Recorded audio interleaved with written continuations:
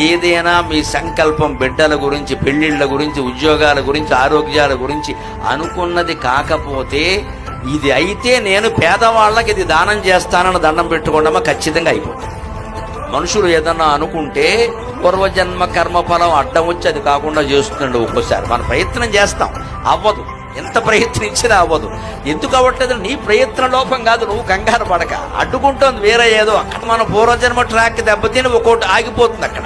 అది తప్పిపోయి మనకి ఫలితం కలగాలి అంటే వెంటనే ఇది నాకు తప్పనిసరిగా అవ్వాల్సిన పని, మంచి పని కాబట్టి ఇది అయితే నేను 10,000 రూపాయలు పేదవాడికి దానం ఇస్తా, 10 మందికి పంచెలు చీరలు పెడతా అని దండం పెట్టుకుని పేద వర్గాలకి దానం చేయండి, వెంటనే అది ఫలితం ఇస్తుందమ్మా.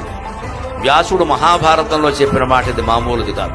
దాతవ్యంచ అనసూయత, ఎటువంటి అసూయ లేకుండా ఇచ్చేయి. దానం దానం దానం దానం వల్ల కలిగే పుణ్యం మామూలు